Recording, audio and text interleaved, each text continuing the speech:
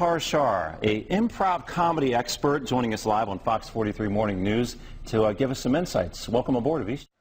All right, if I was to step out here and ask you what is the #1 tool for motivation, communication, and success, how many of you would say improv comedy? All right, then.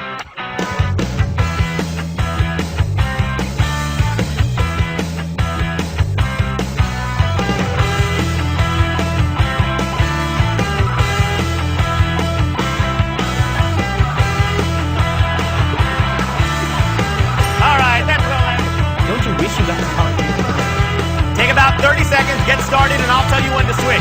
And go! The people around you sometimes do inexplicable and seemingly idiotic things. Of course they do. It's because the universe is like a giant improviser. And just when you think you've got it all figured out, he comes along and ding, throws you a curveball. Ding! That the same skills that allow an improviser to play a game like this are the same skills that can lead to success in other areas, such as business communication or personal relationships. Once upon a time, there was a boy who lived on a farm, and he lived in a castle. He lived in a swamp, and he used to go into court and argue the most interesting cases. He used to argue the most boring cases. The boy went into his record collection, into his CD collection, into his DVD collection. I happened to do it while riding a scooter over an old woman. And I happened to do it while walking my dog who went on to attack a police officer and eat him. And I did it while I was flying a UFO because I'm actually an alien from another planet. Took the boy and threw him into a tree. Threw him into the middle of oncoming traffic. And, all right, I'm going to stop there. Let's get critical. But what's really going to ultimately determine, once you've laid those plans, is how well you deal with the unexpected events that threaten to throw you off course. So what I'm going to share with you today are 3 keys to great improvisation. Share with you how then you can use those to deal with the dings of life, and also how you can apply them in general, because these are really foundational principles you can apply in a lot of ways. What separates the winners from the people who fall by the wayside are how you deal with the dings of life as they come up. She.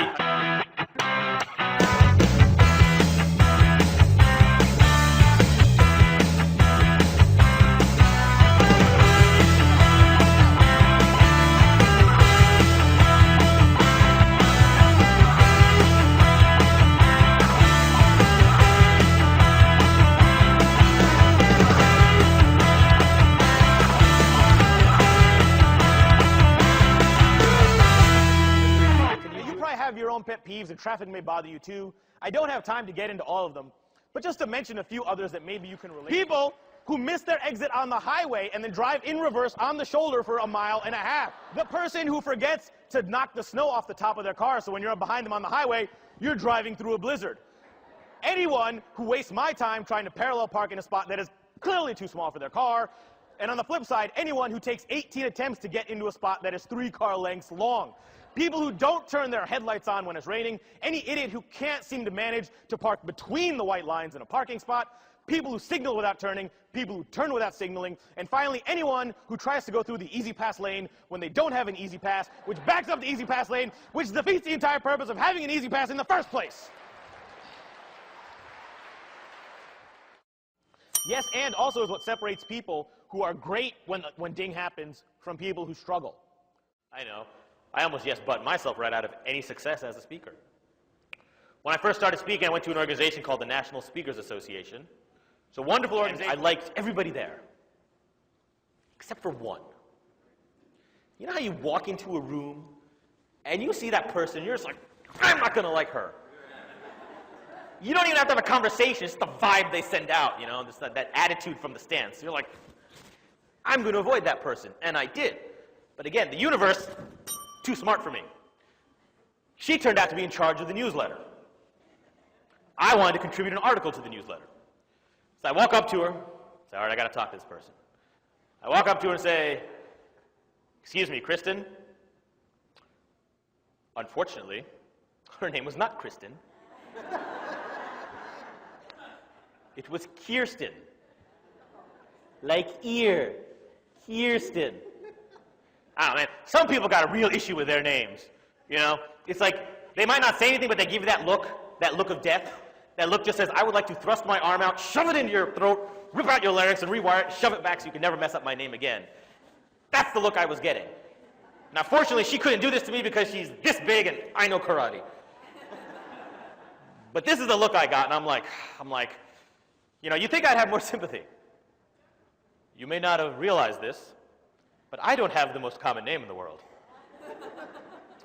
I get all sorts of variations, right? It's Avish, but I get Avish, Avis, Avash. But you think I'd have more sympathy, right? Because the name, but I didn't. So from this point, I'm like, really want nothing to do with it. But again, universe is too smart for me. Because I decided to join chapter leadership. And we go on a retreat down in Delaware.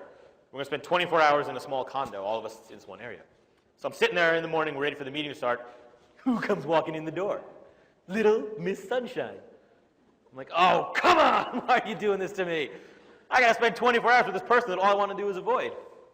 Now, throughout the course of the morning, she dropped one little bit of business advice that I was like, that's interesting. I think that might work for my business, but I need more information about it. Which means I had to go talk to her. So at one of the breaks, she's standing in like a kitchen area, and I'm sitting there looking at it, and the yes buts start running through my head. Yeah, but I don't like her. Yeah, but what if she gives me good advice and then I'm in her debt? Yes, but what if she bites me? Now that seems like an odd fear, but you have to understand, in my mind, she was like a little yappy dog. You know those little yappy dogs that always go starting fights with bigger dogs? It's like they're this big, but they think they're huge, right?